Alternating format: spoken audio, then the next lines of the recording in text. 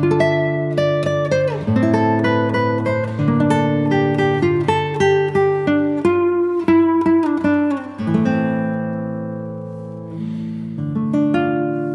you all for being here. Can you hear me all right?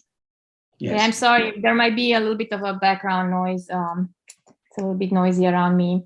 Today I would like to present something on the phenomenology of community and history. And before starting, I would like to thank several of my colleagues. Actually, some of them are present here. So it's particularly, I'm particularly thankful to them for a long-term collaboration in the field of French phenomenology we've been doing together lately, since the pandemic started.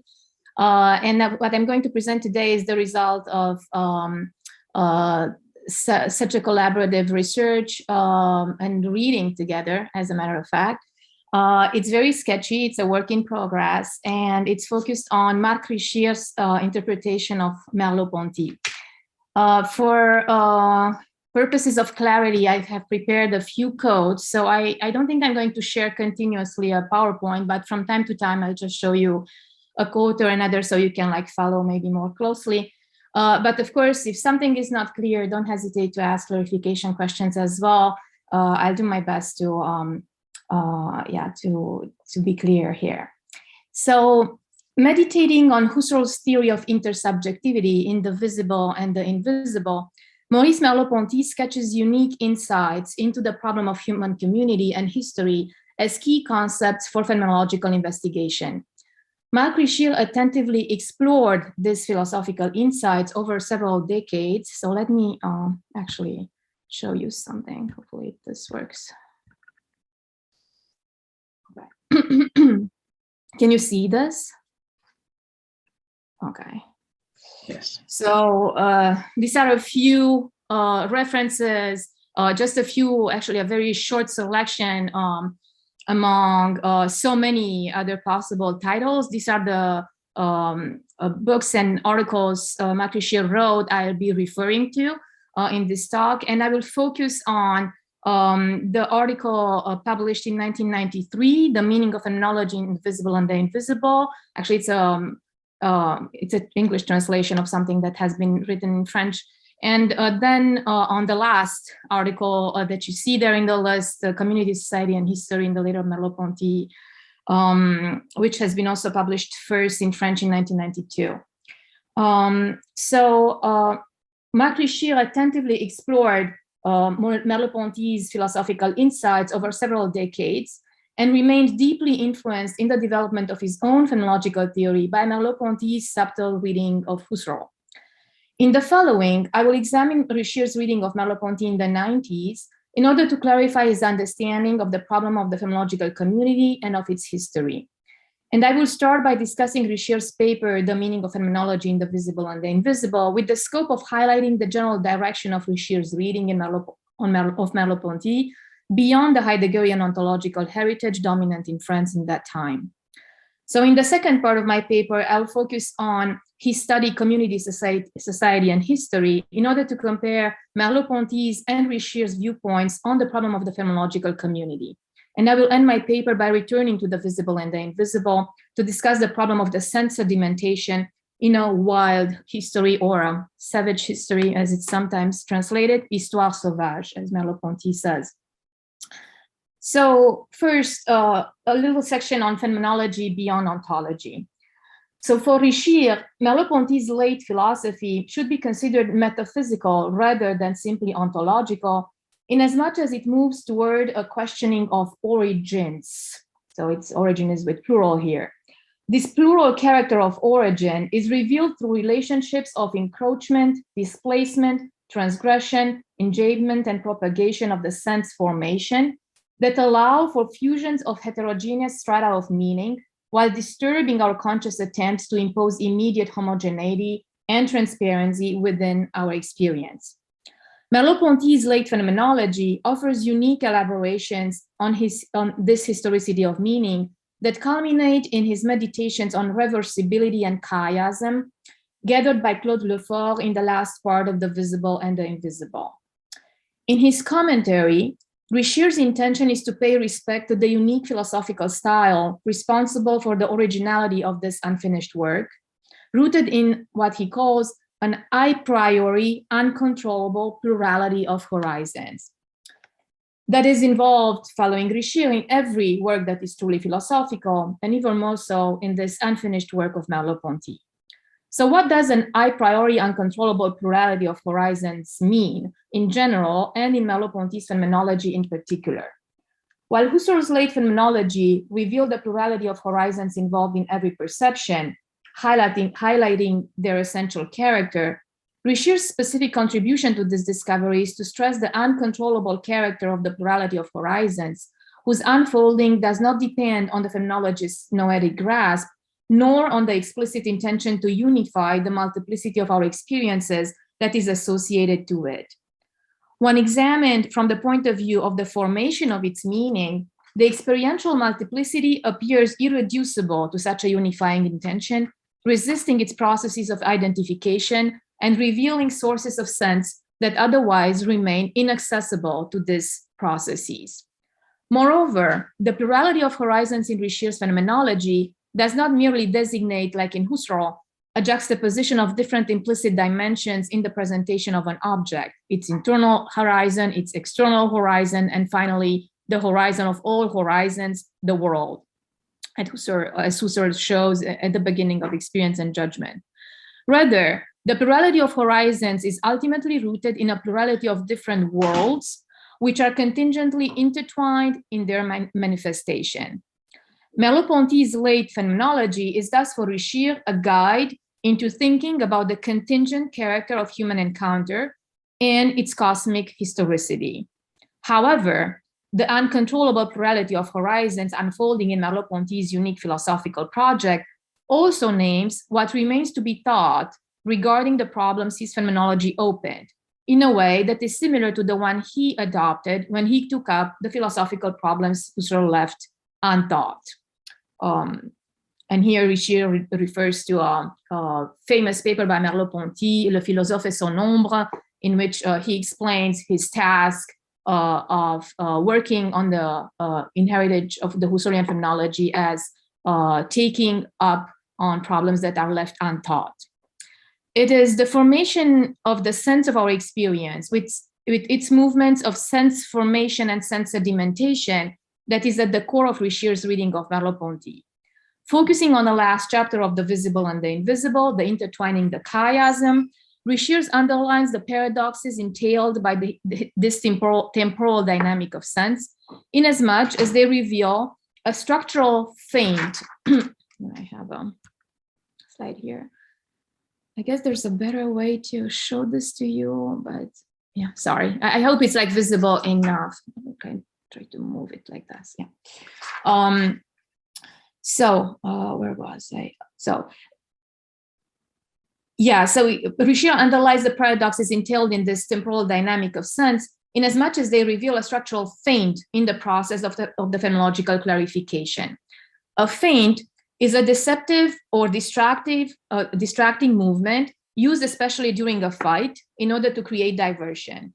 Phenomenologically, for Revie, the feint is a necessary feature of the reflection guided by the intention to go from facts to essences, and that is the eidetic abstraction, or the eidetic variation, inasmuch as it finds itself caught in a trap when the phenomenological essences are examined from the standpoint of their worldly inscription.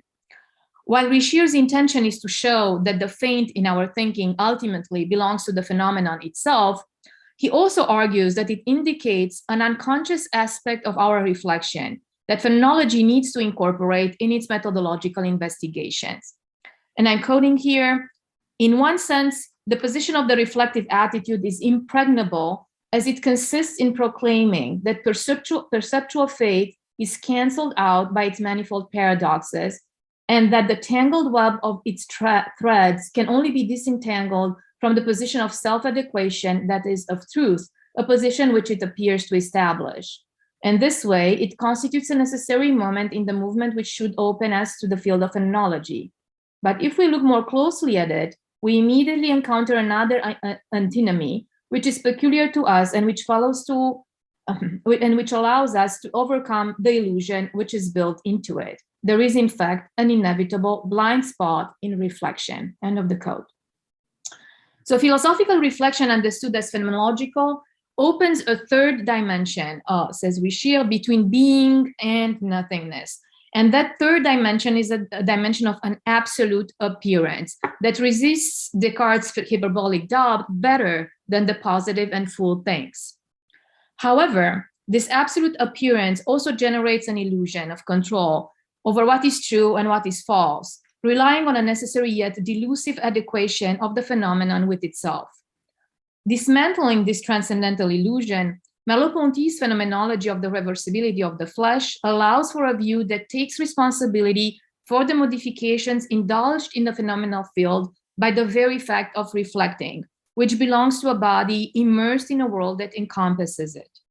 So the clear-cut distinction between phantasms and reality thus dissolves in order to reveal strata of sedimentation of sense in which we are not only mentally but also bodily involved, and whose reactivation can only be partial and distorted. From this perspective, the phenomenological field itself is never pure chaos, says Revije, but always world or cosmos, that is order, rising on and linked onto sorts of structures of emptiness or horizons of invisibility or of non-phenomenality. Therefore, it is important to stress that the field of ideality belongs to the phenomenological field, as Revije says, whose cohesion is not conceptually driven, and in which each phenomenon is a phenomenon of another phenomenon instead of being a mere self-manifestation. So the phenomenon doesn't stand for itself, is not self-sufficient or self-referential, but rather always refers to another phenomenon with in-between zones of non-phenomenality, of disappearance. As a consequence, while being closest to ourselves, and this is a quote from Revije, while being closest to ourselves, we are at the same time already there, caught or banished from ourselves in the phenomenality of the world. And for Revije, the autonomy of this wild cosmos of the phenomena can be revealed to phenomenology only through a radical disconnection from any ontological question and through dwelling in what he calls the truth of the phenomenon's appearance, la vérité de l'apparence, which is the title of one of his articles that I listed here. So the truth of the phenomenon's appearance, which expresses the best its transcendence to our reflection. So how should we understand Revije's insistence on the fact that all thought is caught in the phenomenality of the phenomenon, being always already inscribed in its field of manifestation? In order to answer this question, I will return to a study published in French in a year earlier than the one that I just quoted from, that's 1992, which is explicitly dedicated to the problem of the phenomenological community and its spiritual historicity. So commenting on specific excerpts of Merleau-Ponty's working notes in The Visible and the Invisible, Revije offers insights on the origin into the origin of the distortion of the phenomenon, in which the phenomenological investigation necessarily gets caught as being related to the historical inscription of the ideas we share and of the culture we transmit to each other. The exploration of this historical inscription pushes Revije to examine the problem of the phenomenological genesis of language at the level of the interpersonal chiasm, the Ineinder, and of communitization, that's the translation for Urgemeinschaftung, of the sense of our experience, which shape the unconscious dimension of our reflection. Here it is, another quote, but this is for Merleau-Ponty. It's a quote to which Revije refers, and I'm going to read it here. This unconscious, writes Merleau-Ponty in one of his working notes, to The Visible and the Invisible. This unconscious is to be sought not at the bottom of ourselves, behind the back of our consciousness, but in front of us as articulations of our field. It is unconscious by the fact that it is not an object, but it is that through which objects are possible. It is the constellation wherein our future is read. It is between them as an interval of the trees between the trees, or as their common level. It is the Urgemeinschaftung of our intentional life, the Ineinder of the others in us and of us in them. In Revije's reading of Merleau-Ponty, The Husserlian sense constitution is grounded in a sense sedimentation, while the Heideggerian existential is understood as the trace of an ongoing explosion of multiple sedimentations of sense, which shape the unconscious constellation of possibilities that guide our future. Hence, what in Husserl's theory of intentionality seemed to be determined by the pure actuality of conscious acts moves towards the field of a radical passivity. And seemingly, the structures that were articulating the existence of the Dasein are fragmented in a multiplicity of unconscious possibilities. So Merleau-Ponty's reflections arise indeed at the crossroads of Husserlian aidetics and Heideggerian existentialism as an attempt to ground the articulations of the phenomenal field in the original chiasm of human encounter. This chiasm is the core of an experience whose ownership is ever disputable, as the sense of my experience can only be discovered by the other, while their own take on experience starts to make sense only when I participate in it as well. So the communitization, the Urgemeinschaftung of experiences thus captures the ever reversible process of sense making in which I cannot possibly understand myself without the other. In Richier's words, there is a communal historicity hidden in the very structuration of passive synthesis. End of the quote. The phenomenological unconscious as a constellation wherein our future is read thus becomes an essential dimension of the worldliness of spirit, the Weltlichkeit des Geistes, allowing us to see the world as a field of ruins, and that's Merleau-Ponty's words, in which a field of ruins, that's what the worldliness of spirit is, a field of ruins in which the meaning of what we say and understand is intrinsically substitutable. So in Merleau-Ponty's interpretation, Husserl's theory of passive association opens toward a historical depth that visibly marks the world and invisibly guides our steps. Beyond merely highlighting the human spirits belonging to the world, the metaphor of the Roman Forum Merleau-Ponty uses in the same working note when he talks about the field of ruins, stands for the historical sedimentation that allows every human encounter to be deposited and reactivated in an uncontrollable and plural way. Far from any nihilistic relativism, the substitutability of meaning is thus the expression of the historical dynamism through which every instituted sense can be potentially rediscovered under different aspects and from different viewpoints. The alteration of the initial sense thus becomes the scope of its historical unfolding as only that which can be repeatedly rediscovered, restored, and reshaped can live beyond the present. So since only what can be repeatedly rediscovered, restored, and reshaped can live beyond the present, the alteration of the initial sense becomes actually the scope of this historical unfolding. However, the plurality of takes on this sense is not a mere accidental feature for the history of human meanings. Rather, each reactivation decisively transforms the sense of the experience that was once deposited, changing its orientation. And in a certain sense, we can say that nothing is sedimented but the promise of a possible reactivation, the hope for every human encounter to resonate and to nurture other future connections and creations. So all this reflection that Richier develops on the margins of Merleau-Ponty's text are obviously echoing Husserl's text, The Origin of Geometry. So the articulation of the phenomenal field not only holds together its different dimensions, it also articulates a general depth whose phenomenological efficacy does not depend on the positive meaning that is actually grasped, but on the dynamic of its unpredictable transformation. In Richier's interpretation, Merleau-Ponty's original contribution to the problem of the phenomenological community lies in a displacement of the center of gravity of its historicity from the visible sphere of its conscious grasp to the invisible sphere of its reversibility. However, the reversibility of the human encounter is only possible at the condition of a participation in the substitutability of its meaning, in its uncontrollable propagation and mutation. This participation cannot be the fruit of an active decision.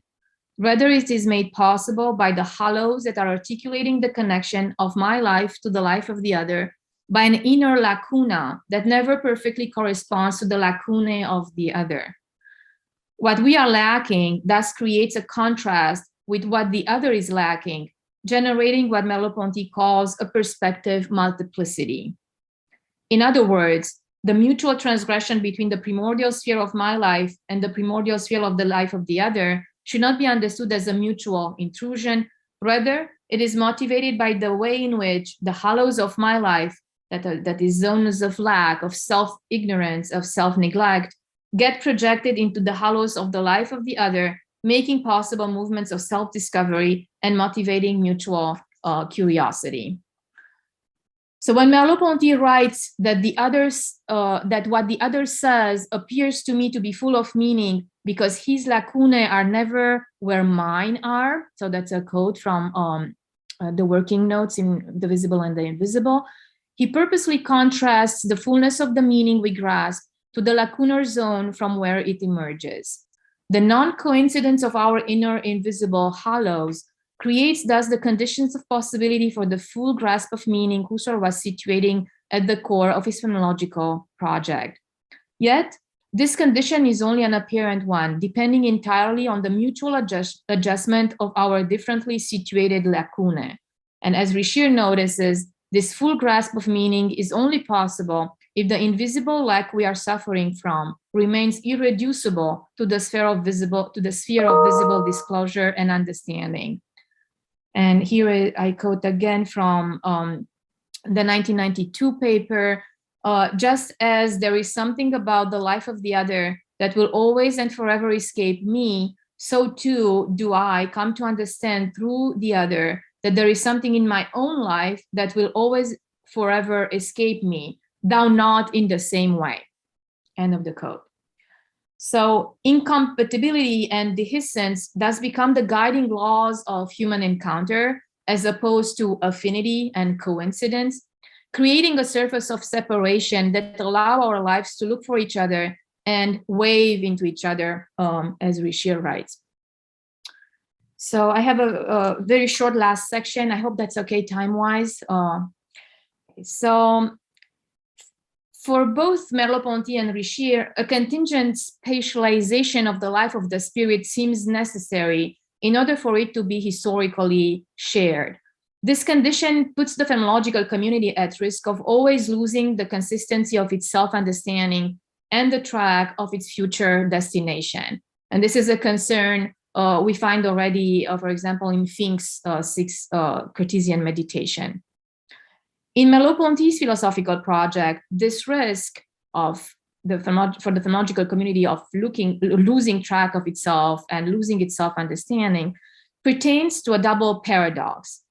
On one hand, the constant reorientation of sense formation is leaning too heavily on our active participation, crushing the invisible impregnation of the world and dissolving the radical passivity brought to the fore by Merleau-Ponty's genetic investigations.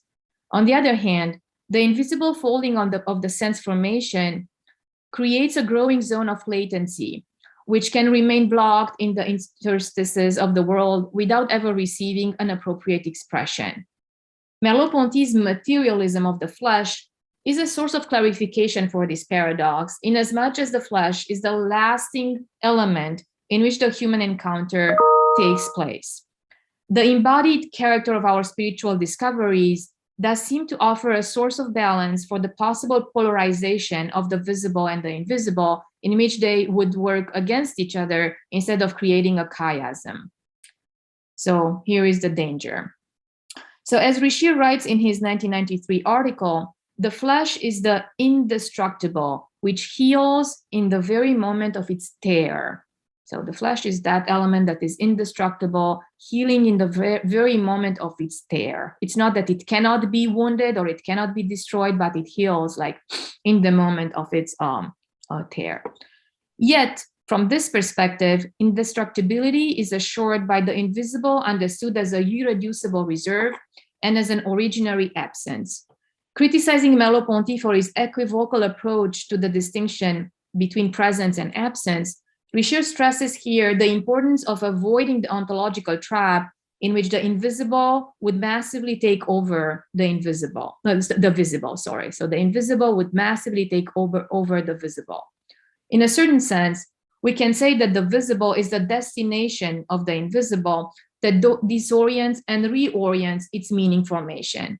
And for Revije, it is so, and I'm going to bring here a last quote. I think there's a mistake actually in my, PowerPoint, sorry for that. So a last quote from Revije.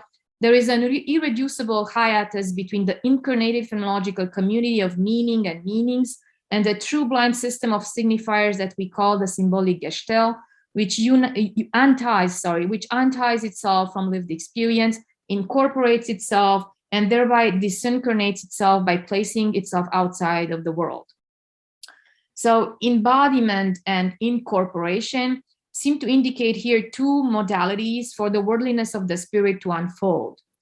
While the first one grounds the indestructibility of the worldly flesh of the spirit, the second one shadows its possibility in the ever-actual automatic grasp of an experience that detaches itself from the world. So while exploring the potentialities revealed by the first modality, and that is the embodiment, Merleau-Ponty does not take into consideration the danger of the second modality, the incorporation of the Gestalt, which leads Revije to argue that in Merleau-Ponty's phenomenological project, there is too much material and not enough attention paid to the symbolic dimension of life in society. I would like to defend Merleau-Ponty's position against this criticism, and this is really like my very last two paragraphs, noticing that if his phenomenology of the flesh is indeed a materialist one, it is because the phenomenological community he is describing depends on the material contingency of the world, where the spirit can live eternally only because it accepts to ruin itself. It is in the process of its continuous erosion that the meaning we discover together is meant to find a way toward the future understanding and revival. Merleau-Ponty's unique insight here is that there cannot be a phenomenological materialism without a consistent theory of temporality, entailing elements of passivity, sedimentation, and loss. If the history of human meaning making leans on an eminently practical movement because it is adventurous and not predetermined, as Revije himself writes, this movement is articulated in the connective tissue contingently created by each human encounter from the shreds of absence we passively gather and confront. And now a question, Revije's question: can existential eternity, the immemoriality of the flesh, of the spirit, accommodate a savage and intrinsic historicity without contradiction? So, can the immemoriality of the flesh accommodate an intrinsic historicity without contradiction?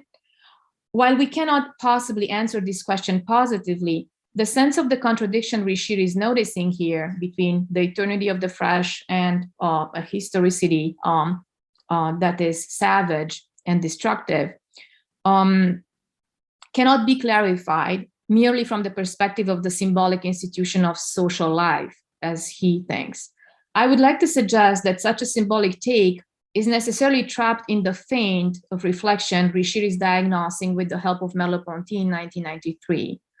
While the irreducibility of the invisible to the visible remains one of the most challenging ideas we inherit from Merleau-Ponty's late phenomenology, it is important to understand the gap between the two as the core of a chiasm where their reversibility is constantly reinvented.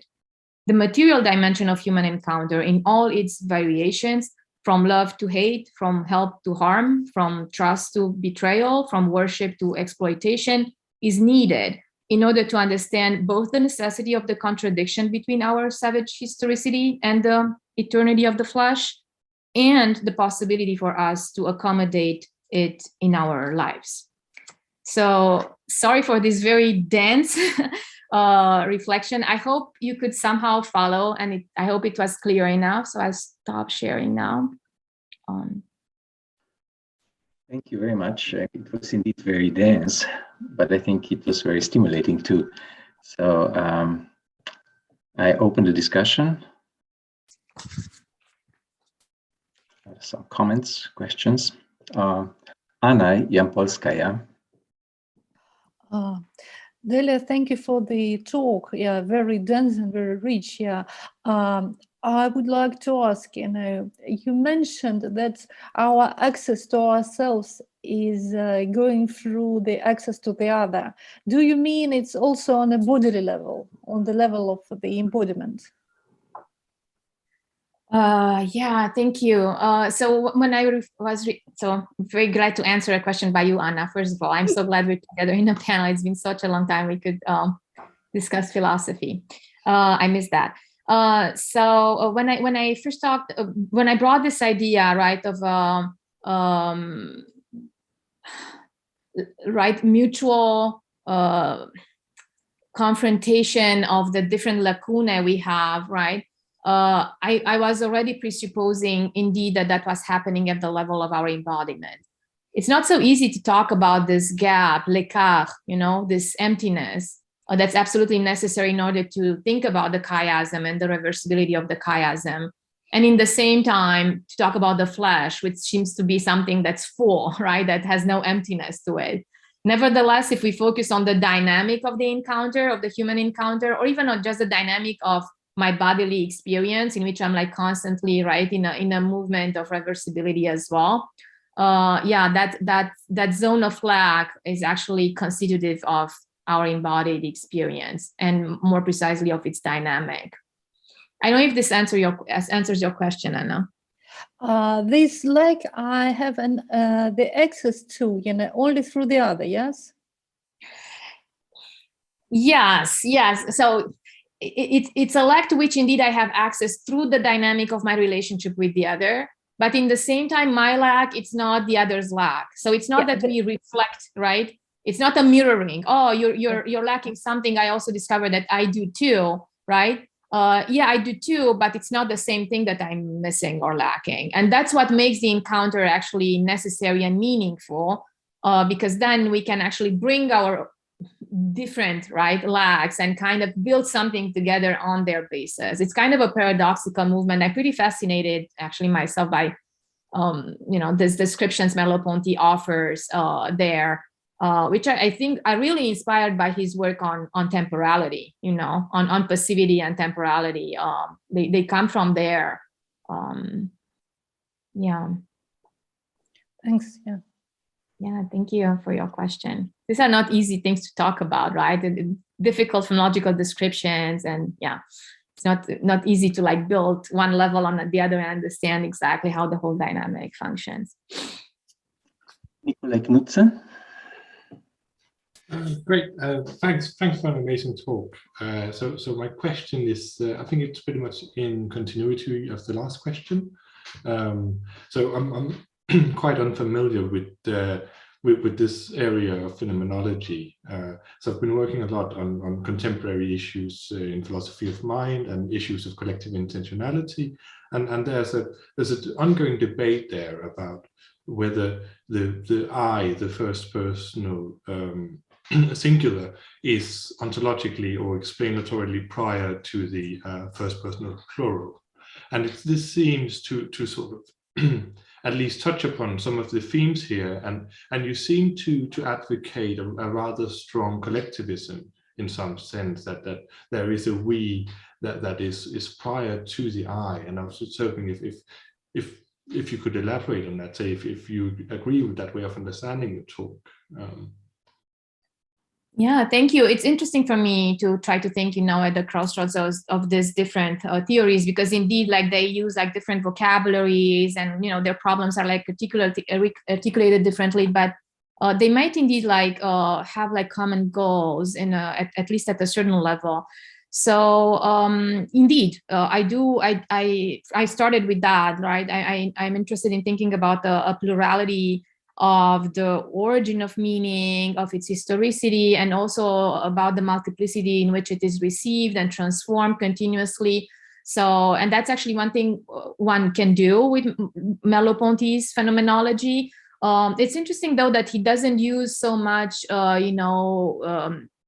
the word of collective, right? So he's not referring to this multiplicity as a collectivity. He's not necessarily the thinker of the social group as already being constituted, for example, right? So I would certainly have in return some questions about the status of that collectivity, how it is historically instituted, how it functions. Is it like limited to a certain group? Does it like include, you know, I don't know, the whole humanity, for example, right? So how large is it? How restrained is it? How does it function? But other than that, I think we're trying to think about the same thing here, right? With this first person plural, which is in Merleau-Ponty's case constituted in the encounter. It's really something that emerges in the encounter, an encounter that's never discovering forms of self-sufficiency, right? So maybe therefore, you know, a reluctance I would have to the term of collective, right? Because it's in a certain way, it's a kind of a self-sufficient, right? It's as if it was already existing, right? Merleau-Ponty is in a certain way telling us that any group or any, I don't know, well, Freud would say there's a mass of people when there's two people, right? So, right, and any type of group of this sort is in a continuous transformation or dynamic, right? In which the meaning of what they do together is potentially changed, right? At any moment. He's really the thinker of the process of doing something together, being together, discovering something together, and that's why historicity is so important for him in the later elaborations of his phenomenology, right? All of a sudden, nothing can be thought outside of a dimension that's historical. That's the dimension of this continuous transformation of what we understand together. Great, that's very helpful. Thanks. Thank you for your question. I continue to think about it. Yeah. We don't have much time, but I would just have a small question concerning the term reversibility that you used quite a lot, because normally if something is reversible or it is irreversible, we would think, you know, like reversibility in a sense that you can reinstate something that has already happened. And I think this is not what is meant here, because what you said is right, reenacting and so on. So could you actually explain a bit more what do you mean by reversibility? Because, you know, it's something that would go against temporality and historicity. That's why I brought it. Yeah, thank you so much. Indeed, like, so the reversibility as Merleau-Ponty describes it is not just a movement in which we move from one position to another in order to get back to exactly the same position in which we were, right? But it's more a dynamic in which something that's happening can be seen from, or sensed or felt, right, from one standpoint and then from another. But then when it comes back to me, it comes back transformed. And it's a very complex concept, as a matter of fact. That's really, you know, an operative concept. If we take Fink's distinction between, you know, concepts that really have an operative function and others that are like actually much more fixed and determined for once for all. This is an operative concept in the sense that it's really used to think about the dynamic of the encounter, the dynamic of our historicity. And at different times in the visible and invisible, it plays like different roles. Sometimes it's more like of a static concept of something close to what you described, like my two hands close each other, like touch each other. This is a movement of reversibility as well, right? They feel each other and nothing really changes, right? Nothing significant. But in the same time, when that is extended to describe the experience of my whole body or in the world, and then the experience of the encounter with the other, and also in order to talk about historicity and transmission of ideas, as Merleau-Ponty ends up by doing, then indeed we're actually talking about reversibility understood as the core of the, or kind of the engine of a process, something like that, that pushes us to always like look at things from a different perspective. So this is an ever-changing perspectivism in a certain way, in which there's still like something we gather around together, right? So it's not just looking randomly at something from different standpoints, but rather changing the perspective in order to renew mine in such a way that I can then, get to another understanding of what's going on.